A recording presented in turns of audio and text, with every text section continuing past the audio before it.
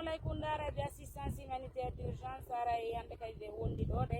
meɗen salmina meɗen yettawmo be ko wonti alhamdoulillahi rabbil alamina en anditine jamaji ɗin toujours kadi hiɗen ka meɗen mamum ɗo ɗe kayneteɗo hamdallahi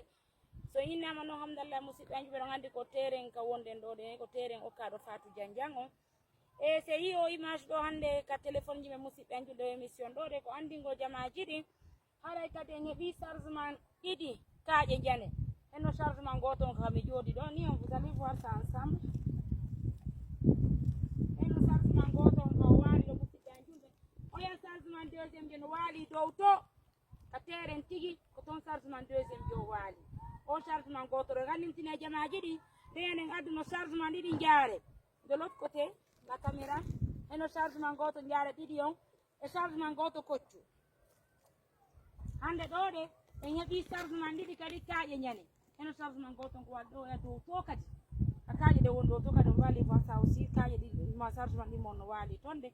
e ganditine jamaji ɗi mo ɓe ka wontiri ɗon no inna albarka mo ɓe ko waɗi comme meɗe weltani partenaire ɓen fof mo ɓe ka wontiri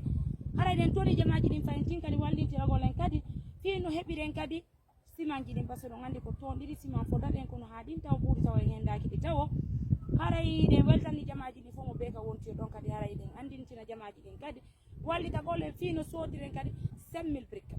ko innande on 5000 briques par ce que brique ji wonaɗe waɗede mamude hiɗe fanɗi mourado moƴƴuru donc ko on 5000 briques tañinɗe wawa yonde suudu ko fanɗe darnande comme Fatou Diandiang en ene goto makko musidɓe en ɓiɓara jamaji ɗin fof nina albarka merci à nos millions de partenaires merci à toutes ces personnes qui sont là assister l'ONG assistance humanitaire d'urgence merci à toutes ces personnes qui sont en train de donner le sourire à ces personnes qui sont vraiment vulnérables haray ɗen salmina jamaji ɗin fof hiɗen teddinimo kala ko wontiri hiɗen innimi albarka yo Allah hokku en baraji lewru ndu suumayi ɓe ganditina jamaji ɗin kadi toujours kadi collecte ji ɗi no wadde ka présente meɗen fi ittugo sadakaji ɗin ɗum ko honɗum sendutugol nafakkaji ɗin ka suumayi ɗo basse ɗon andi fewno kadi ko ɗum noon ɓuuri e fewdade kadi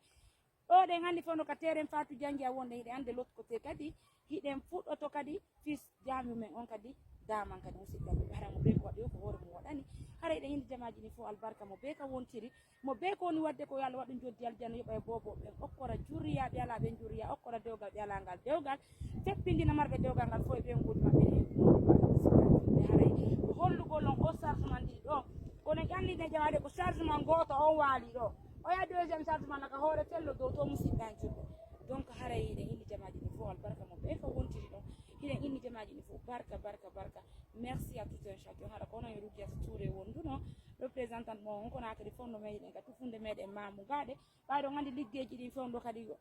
ko noon ko Allah waɗi barke e muɗum ko noon no waɗi wuradu moƴƴuru donc haray jamaji ɗin fof no salmina haray min accita on ɗo ɗe ko humpitugol en tun ko on to fewdiɗen enen e Fatou Diandiang fi darnugo sunnu musidɓe an juuɓe piiji ɗi no arde mouradu moƴƴuru meɗen tuuɗi tumugal jamam ballal wallitagol en fi no soodire simanji ɗin fi no soodiren kadi birkije ɗen fi no wawen arde didiren suudu Fatou Diandiang musidɓe an juuɓe minen salminama nina assalamu aleykum Allah firtu arkiseji ɗi mo ɓe ka wontiri fi no wawe wallitude ɓe julɓe Allah hatton jimɓe ballal assalamu aleykum toujours iɗen e hollugol ɗum ka yeten mo yi joni kaje ɗe mawrine anene ko noon no mawri ɗimɓere ɗen ce qui veut dire deuxiéme chargement musidɓe an juuɓe premier chargement o ko leytoɓe walimo deuxiéme chargement o aka teren tigi ka Fatou Diandiang hokka ɗon ko ɗon deuxiéme chargement o ɗiɗa musidɓe an julɓe ara ganditine jamaji ɗin fof hiɗen tori jamaji ɗin kadi ballal ngal ballal ko honno ko wallitagol en fi no sodiren ɗe briqueje meɗen ɗen hinniɓe 5000 briques